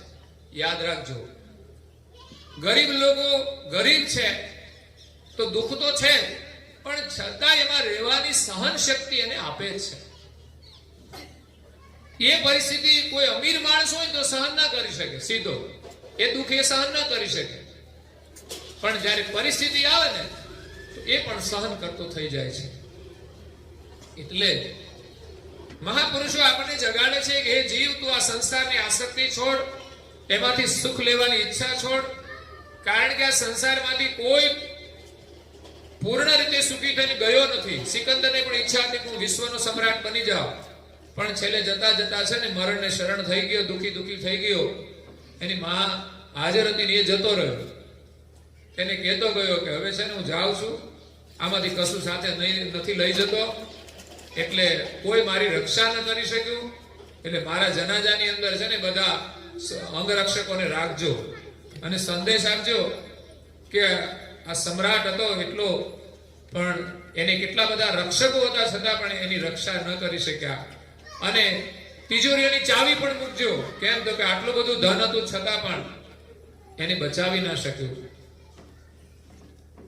એટલે આ સંસારમાં ગમે તેટલું મળી જાય તો પણ આપણે સુખી થવાના નથી. તો આ સંસારની જે તુચ્છ આશાઓ છે એને આપણે છોડીને આપણે ભગવાનના ચરણમાં વિશ્રામ કરવાનો છે. એના માટે માનવ શરીર મળ્યું છે. જ્યારે ભગવાનમાં પ્રીતિ થશે ને ત્યારે સંસારનો મોહ ઓછો થશે. અને સંસારની અંદર આપણે દુઃખો જોઈએ ને, બધાની સમસ્યાઓ જોઈએ ને, તોય આપણો મોહ ઓછો થાય. પણ લોકો તો લડાઈ ઝઘડા મહાભારતની જેમ બધા જોયા કરે છે, પણ કોઈનો મોહ છૂટતો નથી કરતો. ઘણા લોકો લડતા હોય ને બહાર, સોસાયટીની બહાર લડતા હોય ને અવાજ બહાર આવે ને તો બધા જોવા માટે નીકળી જાય. એમાં શું જોવાનું હોય? પણ કોઈ ભજન કીર્તન કરતું હોય તો કોઈ બહાર ના જોવે, તો બધા ઘરમાં બેસી જાય. સાંભળવા જેવું દેવો છે, ભજન ચાલતું હોય તો આપણે બહાર બેસીને સાંભળીએ. અને લડતું હોય ને તો કઈ સારું બોલતા ના હોય તો આપણે ઘરમાં જ રહેવું જોઈએ. પણ કોણ લડે છે, હું લડે છે, કેવી રીતે લડે છે, આપણે બધું જોઈ લઈએ. એટલે આપણે ક્યારે આપણા પરમ પદની અંદર વિશ્રામ પામીએ એના માટે ભગવાનને પ્રાર્થના કરીએ. અને હે ભગવાન, મને આ સંસાર ક્યારે સ્વપ્ન જેવું દેખાશે? કારણ કે હકીકત સ્વપ્ન છે પણ આપણને દેખાતું નથી. મારા ચિત્તમાં રહેલી તૃષ્ણાઓ ક્યારે નષ્ટ થશે આવું ક્યારે વિચારતા નથી આપણે. આ સંસારનો મોહ ક્યારે છૂટશે? શરીર જીર્ણ થઈ જાય તો પણ બધી આશાઓ કેટલી વાર આપણે આ માતાના ગર્ભની અંદર આવીને જન્મ લીધો અને કેટલાય આપણે દુઃખો સહન કર્યા છે. હે ભગવાન, મારું કલ્યાણ કેવી રીતે થાય એના માટે કે છે આપ મારો હાથ પકડીને મને આમાંથી છોડાવો. વાળ સફેદ થઈ જાય છતાં પણ આપણી બુદ્ધિ છે ને ઉજ્જવળ થતી નથી. વિચાર કરો, સમય થાય તો વાળમાં પરિવર્તન આવે છે, પણ આપણી બુદ્ધિ છે ને એવી કુંઠિત થઈ જાય છે સંસારના ભોગની અંદર. અમે કહીએ ને ઉંમર થઈ ગઈ, હવે આ તમે છોડી દો. અમે હમણાં એકવાર નર્મદાની પરિક્રમામાં ગયા હતા ગાડી લઈને, તો એક મંદિર હતું, ત્યાં એક બ્રાહ્મણ કોઈ પૂજારી પૂજા કરતા હતા, પછી બધો મહિમા સમજાવતા હતા. સરસ બધું. પછી એમણે મંદિરમાં તમાકુ કાઢીને ખાવા માંડ્યા. મેં કે એલા ભાઈ, તમે આટલો બધો મહિમા અમને સમજાવ્યો, પણ તમે તો જો આ શું કરો? મને કે હવે કેટલું જીવવાનું લ્યો? આ મંદિરમાં પૂજા કરે છે અને બ્રાહ્મણ છે અને પાછા અમને મહિમા સમજાવે આ મંદિરનો, કે આ તો મંદિર બધું આમ છે તેમ છે, અને પછી તમાકુ ખાતા હતા. મેં કીધું ભાઈ આ છોડો ને, હવે તમે આ સ્થાનમાં રહો છો તો છૂટી જાય ને. તો કે હવે કેટલું જીવવાનું? તો આવી રીતે જીવવાનું. હું એમ જ કહું છું, કેટલું જીવવાનું? સારી રીતે જીવી જાવ. ખરેખર તો કેટલું જીવવાનો વિચાર સારો છે બે રીતે. એમ સમજે છે કેટલું જીવવાનું, આમને એમ કે છે પૂરું કરી દઈએ. તો વાળ સફેદ થઈ જાય છતાં પણ માણસની બુદ્ધિ છે ને એ ઉજ્જવળ થતી નથી. માણસના મુખમાંથી દાંત પડી જાય છતાં પણ આશા તૃષ્ણાઓ છૂટતી નથી. હાથમાં લાકડી આવી જાય છતાં પણ હૃદયની અંદર પરમાત્માના પ્રત્યે આપણને પ્રેમ થતો નથી. શરીર જીર્ણ થયું છતાં માણસની આશાઓ જીર્ણ થતી નથી. વૃદ્ધો યાતિ ગ્રહિત્વા દંડમ તદપી ન મુચ્યતે આશા પિંડમ. છતાં આશાઓ અને તૃષ્ણાઓ જીર્ણ થતી નથી. પરમાત્માને આપણે પ્રાર્થના કરીએ કે હે પ્રભુ, મને મારા આત્મ સ્વરૂપને પામવાની જિજ્ઞાસા જગાડી દે. સંસારની લાલચાઓ છે ને એ આપણી છૂટી જાય. જ્યારે સદગુરુની કૃપાથી, સત્સંગની, સંતોની કૃપાથી જ્યારે સેવા સ્મરણ અને ધ્યાનમાં પ્રીતિ થઈ જાય. સદગુરુમાં પ્રીતિ થવી એટલે સેવામાં પ્રીતિ થવી, સ્મરણમાં પ્રીતિ થવી અને ધ્યાનમાં. સદગુરુ આપણને સેવાનો સંદેશ આપે છે. જીવનમાં સેવા કરો ને તો શરીરનો મોહ છૂટે. પણ શરીર એવું સારું હોય ને એટલે લોકો છે ને એને તસ્તી જ નથી આપતા. સગવડતા વધારતા જાય, એને આરામ જ મળવો જોઈએ. એ આરામ આપતા જાય એની એનું શરીર બગડતું જ જાય. એ પછી હાલે જ નહીં હરખું. અને જે કામ કરે છે ને એનું શરીર રેડી ચાલે. કેમ કે એને વ્યાયામ મળે છે. અને જે આળસુ બની જાય છે અને ઘરમાં બધા સાધનો વસાવે છે એનું શરીર બગડી જાય છે. એટલે આપણે ભગવાને શરીર આપ્યું છે તો એના દ્વારા આપણે ભગવત સ્મરણ કરવાનું છે. પ્રાર્થના કરો કે આ તુચ્છ વાસનાઓ કેવી રીતે મટે, જે આપણી શત્રુ થઈને આપણને દુખી કરે છે. માણસને પોતાના નશ્વર શરીરની નશ્વરતાનો ખ્યાલ જ નથી આવતો કે આ શરીર કેટલું ક્ષણભંગુર છે.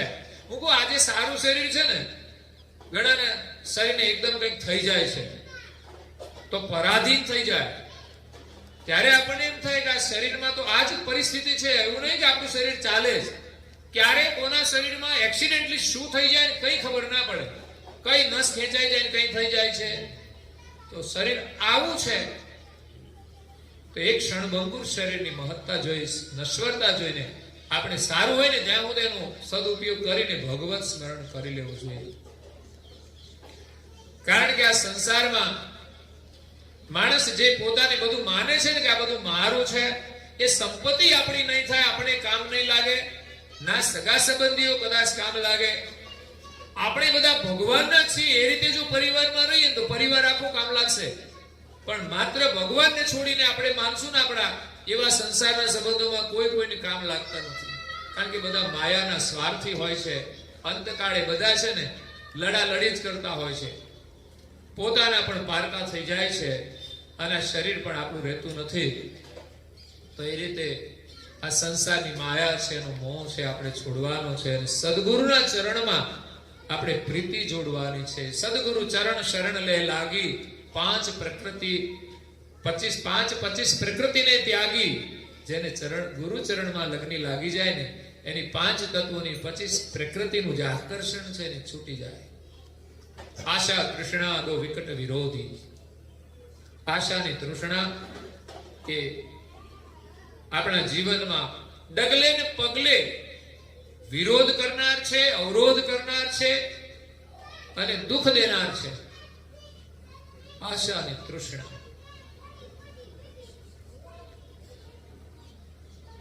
સદગુરુની ચાહના થઈ જાય છે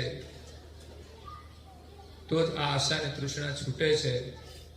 પરંતુ આ સંસારની આશાઓ એવી છે ને કે જે આપણને ભગવાનમાં મન નથી લાગવા દેતી.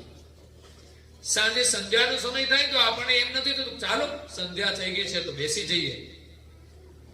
પણ સરસ મજાની સિરિયલ આવતી હોય ને તો લોકો બેસી જાય ટાઈમ ટુ ટાઈમ.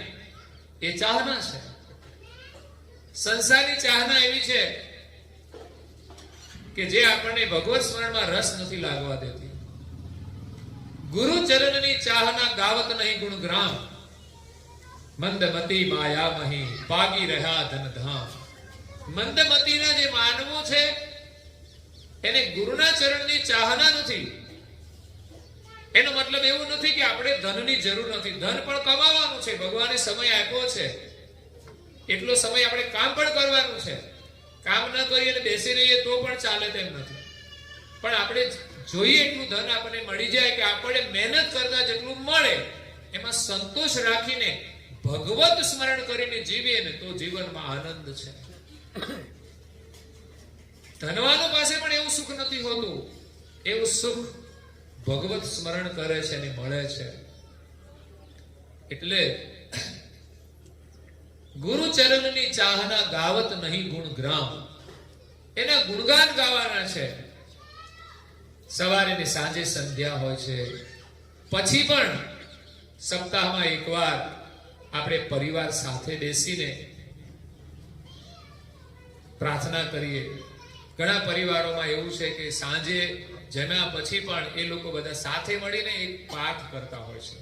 મેં જોયું તો મેં કીધું આ સંસ્કાર બહુ મહત્વના છે કે આખો પરિવાર બેસીને જ્યારે સાથે પ્રાર્થના કરે ને ત્યારે બાળકોને આપણે શીખવવું ના પડે. કારણ કે આપણા પરિવારની અંદર જ્યારે થતું હોય એમાં બધા જ જોડાતા હોય ને તો બાળકો પણ એમાં જોડાઈ જાય છે અને એને પણ બધું આવડી જાય છે. પછી પરંપરાનો એક ભાગ બની જાય. જેમ સામાજિક પરંપરા હોય છે એને આપણે માનીએ જ છીએ, અગવડ સગવડ હોય તો પણ આપણે કરીએ જ છીએ. એમ આપણે પ્રાર્થનાને જેટલું મહત્વ આપીએ, નિયમ બનાવીએ ને તો એ થઈ જાય છે. ક્યારેક કોઈક સંજોગ એવા હોય તો ન થાય તો એ છૂટે નહીં. કારણ કે ક્યારેક ન કરીએ તો ના છૂટે, કાયમ કરતા હોઈએ તો. ક્યારેક આપણે ઉપવાસ કરીએ તો કઈ ખાવાનું ના છૂટી જાય. એમ ક્યારેક કોઈ મસાલા ન ખાય એક દિવસ માટે તો કઈ છૂટી જાય? અરે અઠવાડિયું પ્રયાસ કરે, 15 દિવસ છોડ્યા પછી પાછા લઈ લેશે. એ કેવી મમતા છે! પણ એવી મમતા લોકોને ભગવત સ્મરણ કરવામાં નથી, અભ્યાસ કરવામાં નથી, ભજન કીર્તનમાં નથી. ભજન કીર્તન થતા હોય તો આપણે ત્યાં સાંભળીએ, બેસીએ અને સમજીએ. આપણને જીવનમાં બહુ ઉપયોગી થશે. આપણે એક સંસ્કાર બની જશે આવું સાંભળવાનું. આપણને એવું બધું ગમશે તો જેટલું સારું કરીશું, સારું સાંભળીશું, સારું કરીશું એટલો આપણને સારો લાભ થવાનો છે. એટલે દિવ્ય પરમ ગુરુ કહે છે ગુરુ ચરણની ચાહના ગાવત નહીં ગુણગ્રામ, મંદમતી માયા મહી પાગી રહ્યા ધનધામ. ધન અને ધામ બેની પાછળ લોકો પાગલ થઈ ગયા છે. એક મકાન જરૂરી છે પણ પછી તો કે બીજું રાખવું છે. શું કામ? તો કે ભાડે આપી દઈશું, આવક વધારો. બીજું થઈ જાય પછી આવક વધી જાય પછી કે ત્રીજું. એમાં ક્યાંય અંત આવવાનું નથી, એમાં ક્યાંય સુખ મળવાનું નથી. આ ચાહના ધન પાછળની છે. માણસ વિચાર કરે કે એક મકાન થઈ ગયું છે, ચાલો ભગવાનની કૃપા છે, તમે કમાવો છો ને બીજું થઈ જાય તો તમારે સમજવું જોઈએ કે આ તો આપણને વધારાનું જ મળ્યું છે. કોઈને ભાડે પણ આપ્યું તો તમે વિચાર કરો, તમારે તો ઘરનું મકાન, તમારે ભાડું ભરવું નહીં એટલે એટલો ખર્ચ ઓછો. જ્યારે બીજી વ્યક્તિ છે એને ઘરનું મકાન નથી અને એને ભાડું ભરવાનું, તો એને ખર્ચ થાય છે. આપણે ખર્ચ નથી તો એટલો લાભ, અને ખર્ચ થાય એટલું નુકસાન નથી આપણને, તો એટલો લાભ થાય છે.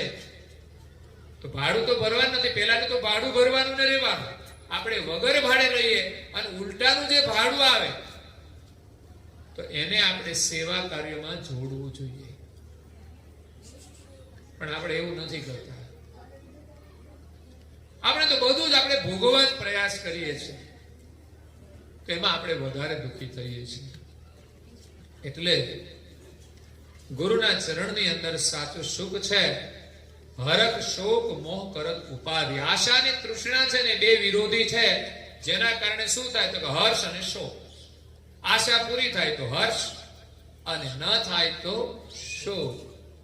હર્ષ શોક અને મોહ, આશા અને તૃષ્ણા છે તો મોહ એનો વધતો જ જાય છે.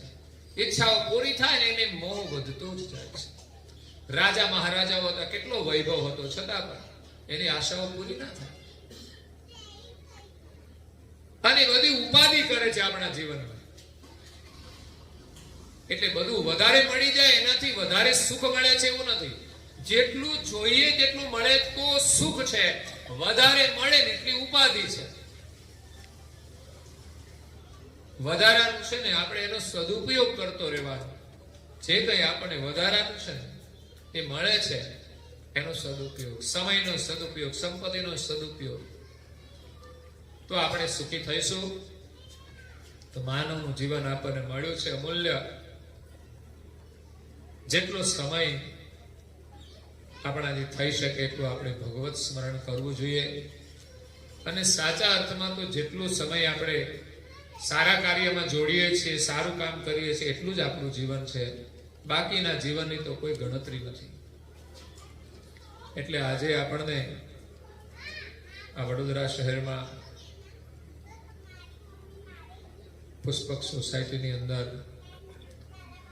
પરમ ગુરુની કૃપાથી સદગત આત્મા મીનાબેનની પાવન સ્મૃતિમાં અંબુભાઈના પરિવારની હાર્દિક ભાવનાથી, આમ તો એનું ગામ છે મોટી ઊન, અને પરમ ગુરુના ચુસ્ત ઉપાસક છે, પ્રેમી છે, નેમી છે, સમર્પિત કાર્યકર્તા છે. આજે એમના પરિવાર સાથેનો એમનો નાતો જે હતો એ પૂરો થયો, એટલે એ શરીર છોડી અને ચાલ્યા ગયા. પણ જ્યાં સુધી જેની સાથે જે નાતો હોય એ રહ્યા, એની સાથેનો જે આનંદ છે, બસ એ જ આપણું સૌભાગ્ય માની આપણે જીવીએ. પછી એ જતા રહે એનો કોઈ શોક નહીં, કારણ કે એમની કોઈ આગળની યાત્રા છે ને કર્મ અનુસાર એ આગળ જશે. આપણે આપણા કર્મ અનુસાર જેટલું રહ્યું છે એટલું શ્રેષ્ઠ જીવન, આપણી જે સારી ક્ષણો હોય એને યાદ કરીને આપણે સારું કામ કરીએ. હા, એના જીવનમાં થોડી ખોટ હોય, બાળકોના માટે થોડું દુઃખ વધારે હોય કે માતા કે પિતાનું સાનિધ્ય ઓછું થાય, પણ છતાંય ભગવાન બેઠા છે, સદગુરુ બેઠા છે, પરમ ગુરુ બેઠા છે. એ આપણી જે જીવનની ખોટ છે ને એ ઓછી નહીં થવા દે, એ પૂરી દેશે. સદગુરુની આગળ તો બધી જ ખોટ પૂર્ણ થઈ જાય છે. એટલે આપણું સૌભાગ્ય છે કે પરમ ગુરુ શરણ મળ્યું છે. સદગત આત્માની પાછળ એમણે આજના દિવસ સત્સંગનું આયોજન કર્યું. એમના ગામડે પણ એમણે એમની વિધિ સંપન્ન કરી અને અહીંયા રહે છે, તો અહીંયા આજુબાજુના લોકોને પણ એના આશીર્વાદનો લાભ મળ્યો. કારણ કે આ બધા પરિવાર કહેવાય, સોસાયટી એટલે પરિવાર. સંબંધો છે એ પણ એક પરિવાર હોય છે, જે ગામ હોય. બીજું બહાર રહેવાનું થાય ત્યાં આપણે જ્યાં રહીએ ત્યાં આજુબાજુમાં રહેનારા એ પણ આપણો એક પરિવાર જ છે. કારણ કે અધ્યાત્મની જો યાત્રા કરીએ ને તો આપણે બધા પરમેશ્વરના છીએ એમ માનીએ તો આખું વિશ્વ એ આપણું કુટુંબ છે. એ આપણી ભારતીય સંસ્કૃતિના વિચાર છે. વસુધૈવ કુટુંબકમ સર્વે ભવંતુ સુખીના. એટલે આપણે તો બધાને સુખી ઈચ્છીએ છીએ, સુખી કરવાની ઈચ્છા રાખીએ છીએ. એટલે કોઈનું આપણે દુઃખી કરવા નથી માંગતા, તો બીજાને સુખી કરવાની જે ભાવના છે ને એ જ આપણું સુખ છે. એ માણસ સુખી જ રહેવાનું, કારણ કે જેને બીજાને સુખ આપવામાં અને બીજાને સુખી જોઈને જ જે ખુશ રહેતો હોય ને એ હંમેશા ખુશ જ રહેવાનું છે. અને જે માણસ માત્ર પોતાના સુખ માટે સુખી થતો હોય અને બીજાનું સુખ જોઈને દુઃખી થતો હોય કે હું આટલો સુખી થઈ જાઉં, તો એ માણસ સુખી થઈ શકતો નથી. એટલે આજે અહીંયા અમારા બધા રણોલીના પણ ભક્તો છે, વડોદરાના પણ છે, બધા બહુ સત્સંગ પ્રેમી છે, ભજન પ્રેમી છે. પરમ ગુરુની બહુ જ કૃપા છે. એમના સમયનો એ બહુ જ ઉપયોગ કરી લે છે. કામકાજ કરતા કરતા સમય કાઢીને એ ગામડે પણ ભજન કરે, આજુબાજુમાં નજીકમાં પણ ક્યાંય લાભ હોય તો પણ લઈ લે છે. અને કદાચ ક્યાંક પ્રસંગોમાં દૂર સુધી જવાનું હોય તો પણ એની ચાહના હોય છે. તન મન અને ધનથી આ બધા અર્પણ કરીને એ પરમ ગુરુની બધા ભક્તિ કરે છે. એટલે પરમ ગુરુની કૃપા તો બધા પરિવાર પર ખૂબ છે. એમ અંબુભાઈના પરિવાર પર પણ પરમ ગુરુની કૃપા ખૂબ છે. તો જે સદગત આત્મા છે એમને પણ પરમ ગુરુના સાનિધ્યમાં નિવાસ મળે, એના પરિવારની અંદર એની જે ખોટ છે એમના આશીર્વાદથી એ પણ પૂર્ણ થાય એવી પરમ ગુરુના શરણમાં પ્રાર્થના કરીએ. અને એમની કૃપા વિશેષ એમના પર રહે કે એમના બાળકોને પણ સારા સંસ્કાર મળે, સારી ભક્તિ કરવાની પ્રેરણા મળે. અને પરમ ગુરુની ભક્તિથી જ આપણે સુખી થવાના છીએ. તો એ ભક્તિ કરી અને સુખી થાય. આપ સૌ અહીંયા જે બિરાજમાન છે એ બધાના ઉપર કરુણાસાગરની કરુણા હંમેશા વરસતી રહે અને તમે સુખી થાવ એ જ શુભકામના સાથે અહીંયા કથાને આપણે વિરામ આપીએ છીએ. અસ્તુ સત્કૈવલ સહાય. आद्य सक्र स्वराज करुणेश केवल करता की जय. श्री कृष्ण स्वामी महाराज की जय. श्री बाल कुबेर महाराज की जय. श्री परम गुरु श्रीमद करुणासागर महाराज की जय. तृतीय वीराचार्य श्री नारायणदास जी महाराज की जय. तृतीय वीराचार्य श्री बलदेवदास जी महाराज की चतुर्थ वीराचार्य श्री भगवानदास जी महाराज की पंचम वीराचार्य श्री प्रयागदास जी महाराज की षष्ठम वीराचार्य श्री शीतलदास जी महाराज की सप्तम वीराचार्य श्री अविचलदास जी महाराज की 22 अष्टम वीराचार्य श्री धर्मप्रियदास जी महाराज की श्री सब संतन की श्री सबदेवन की श्री ज्ञान संप्रदाय की श्री गुरुगादी सारसापुरी की श्री कैवल धाम की कथा सत्संग पूर्णावती समय का सत कैवल सार. 3 વાર આપણે પગે લાગીશું, માથું નમાવીને જરા.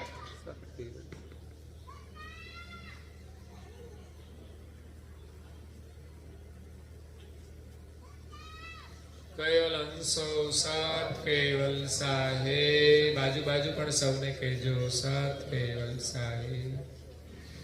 બંધ કરી દેજો.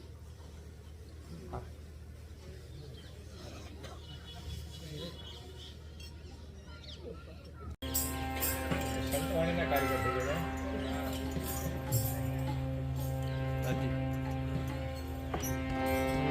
पहली आरती प्रेम कोटि जागरत विलासा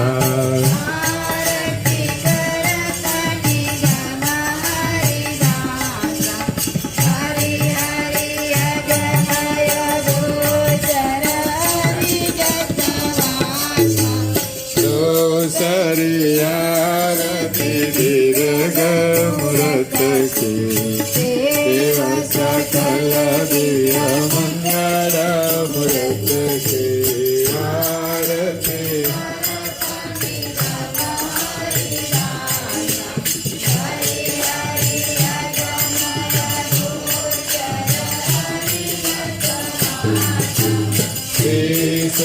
सरियारती सकल सुमत की ब्रह्मा विष्णु महेश्वर पत के करत निगम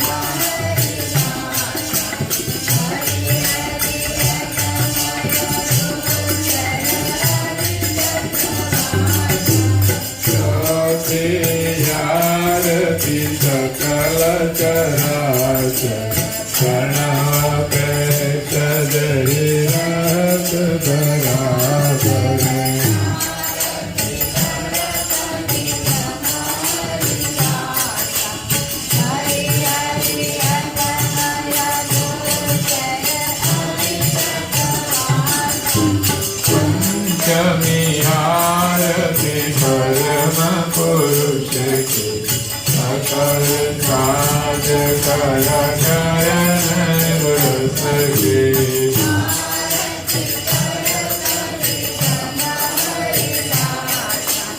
हरि हरि गमय गोचरय विगत भाषा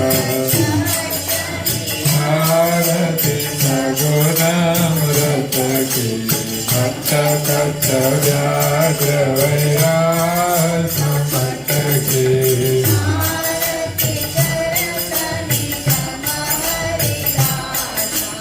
हरि हरि गमय गोचर आरती सरल शब्द की व्यापक वित करय चर जगत की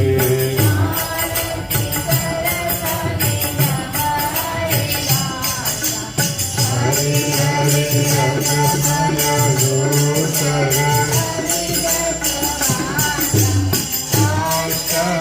आरती अंजन आरती परम पुरुष रवि आरती कर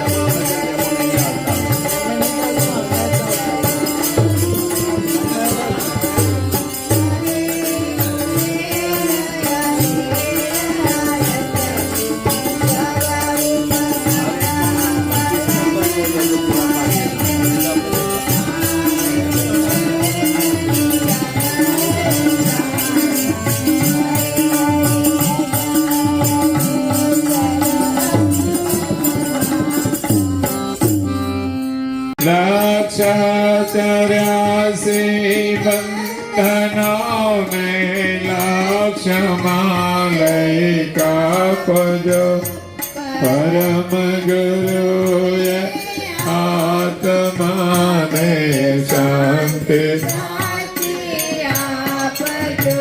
सुख संपत्ति सुविचार में सत्कर्मनो देवार सौ जन्मो जन्म सत संग कीर्तार पार पार आलोक नहीं परलोक मातम प्रेम रग रग व्याप जो परम गुरु आत्मा ने शांति साथे आप जो મળે ભોગ કે સુખ સ્વર્ગના આશાઓ રે વિનથી દ્યો દેહ દુર્લભ માનવીનો ભજન કરવા